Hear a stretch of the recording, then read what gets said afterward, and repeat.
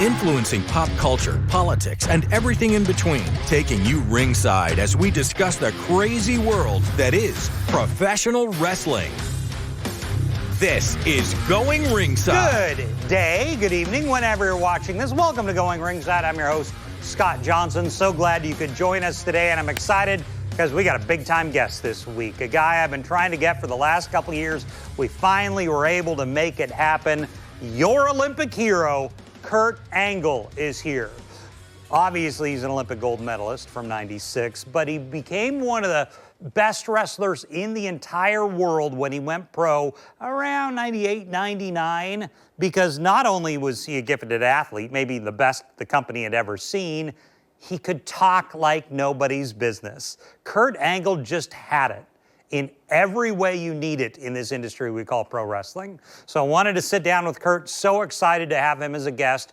Right after this, we're going to be joined by Desiree Josen with the Chutes and Ladders podcast to unpack Kurt's career. But let's get to it right now. Here is your Olympic hero. Here's Kurt Angle. Well, we are here with the legend himself, Kurt Angle. Kurt, thank you for joining us on the show today. Thanks for having me on. So what's going on in your world now? How are you doing? You know what? I pretty much do this. I pay homage to my fans by coming to see them, and they always show up, and they bring their kids with them, and their kids become my fans. So I actually grow a bigger fan base because of my incredible fans. So I do about 2 appearances a month just to show my respect for them, and they always show up, and you know, it's really cool to have that type of relationship with my fans. I was just talking to Dory Funk Jr., who said he trained you. Yes, is that right? Yes. He was at the beginning of my career. He taught me a lot about pro wrestling. He was a great teacher.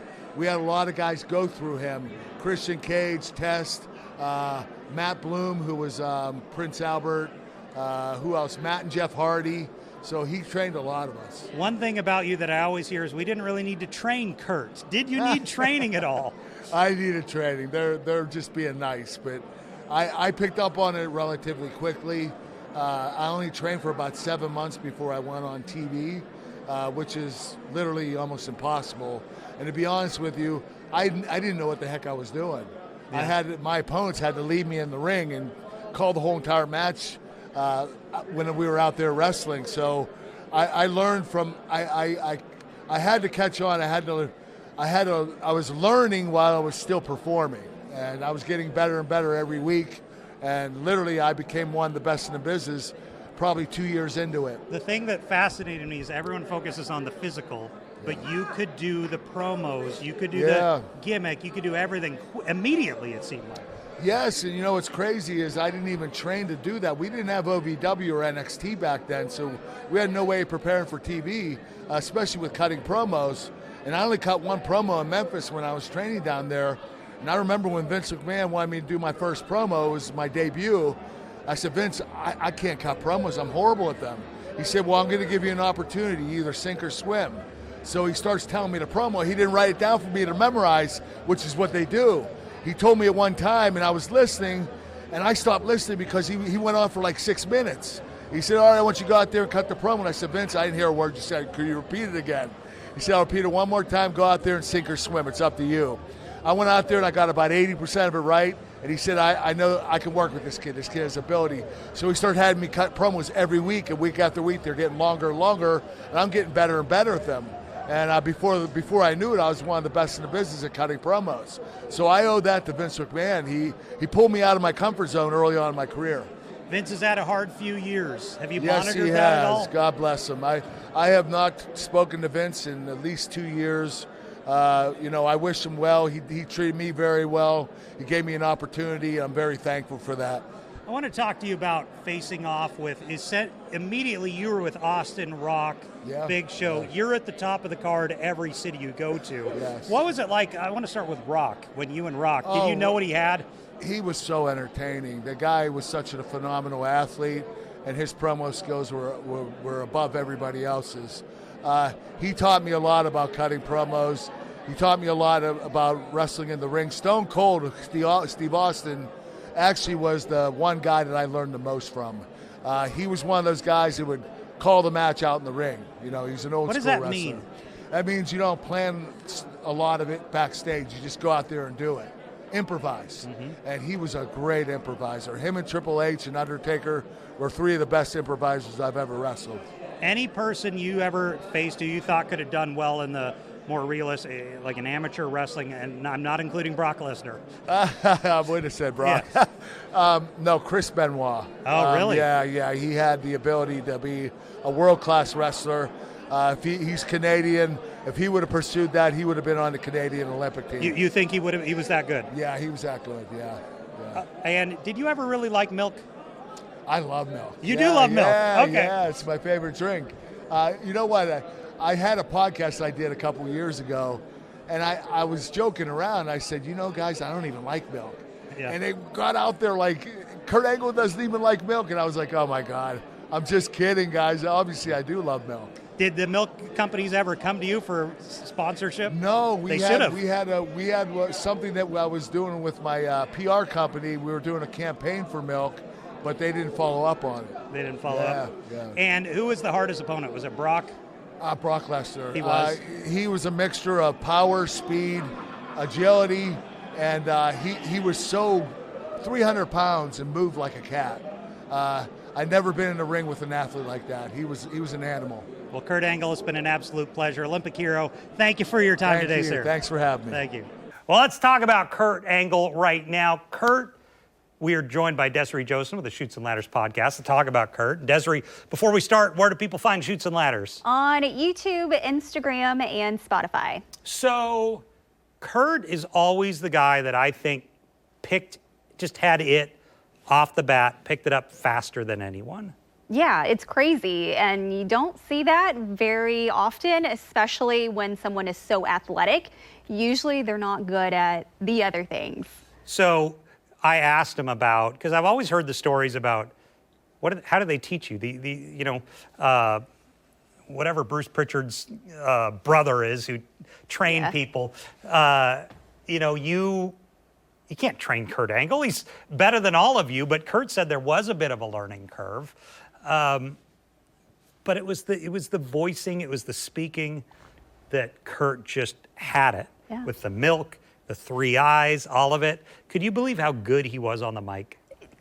No, and that's what's so shocking, but he's got the it factor. He's very charismatic. He's really funny. He admits to being very nerdy, which was basically what his character was. What did you think about him and Austin when they were together? I loved it. That was a part of my childhood. I was in middle school when all of that happened, and it was just so funny, especially when they did the milk truck and the beer truck and the spraying, and then they were competing with each other for Vince's attention.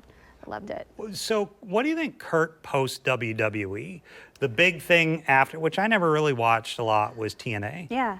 I mean, he was an icon in TNA with Samoa Joe and all those people. He was just as popular as he was with the WWE. I think he was like a 4 or 5 time champion, part of a couple of factions. He was a big deal. I think he made TNA more legit. I think so. Because you had a lot of X-Stars, Nash, Steiner, a lot of the WCW guys. But I think Angle gave it that gravitas. I think so too, just because he was a legit athlete and came over to that. And then, like you said, AJ Styles, Samoa Joe, everybody. So did you see Kurt when he was at WrestleCon last year? I saw him, but I did not meet him. You didn't get to meet him? No, okay. I wish I did. Yeah, he was very, very nice. He was nicer than I expected, actually. I was very happy about that. But I'm assuming he, like most guys, the body only works so well nowadays. Yeah, well, especially with a broken neck for, 30 years? And then getting beaten and bruised in a ring?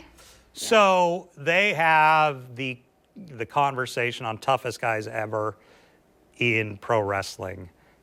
I mean, Angle's got to be near the top. I think so, absolutely. And if you see him, he's a brawler. And, I mean, he's an actual wrestler. And a gold medalist. Do you think he pulled back a little to put Lesnar to Brock Lesnar? Because him and Brock Lesnar. That was so good. That was a dream match. It was a dream match. But at the end of the day, there's levels to this stuff. Brock was an NCAA top guy. Sure, yeah. Kurt was an Olympic gold medalist. Yeah. Technically, that's a level above, is it not? It is. But I loved it. It was head to head. You weren't going to put Brock with a better contender than than Kurt Angle. It was so good. Yeah. And what did he, so one of my favorite things Kurt ever did was him, Edge and Christian, when Edge and Christian were just starting out. Yeah. I thought it was wonderful. Yeah, I think that was perfect. It made us really fall in love with him. So what do you think about Kurt post-wrestling? I mean, he's on the convention circuit. You see it. He still have his podcast, I think. I think so. So he's still just so visible Yeah. because he was so over for a time. I mean, it's really great to see him, especially in his condition and his past too. So it's refreshing to see him back. He's with one the of those fans. guys you could put like on an ESPN or Pat McAfee show or whoever, Yeah. and everyone's going to know Kurt He's a Angle. legend. He's a Hall of Famer for a reason. Have you seen anyone go as fast as he did to the top of the card? I don't recall it. No, and he mentions that in a lot of interviews, how he is one of the fastest growing talents. It's been, like, he got signed in 98, Sounds right, yeah. and then he became champion from The Rock in 99. And when Rock was at his peak. It was right the then. Attitude Era, too. Well, Desiree Joseph, where do people find Chutes and Ladders? On YouTube, Spotify, and Instagram. Desiree, thanks for joining us, Thank you. and that's going to wrap it up for us. We'll see you back here next time on Going Ringside. This has been Going Ringside with The Local Station, brought to you every Wednesday on your favorite podcast player, on News4JAX Plus, as well as the News4JAX YouTube channel.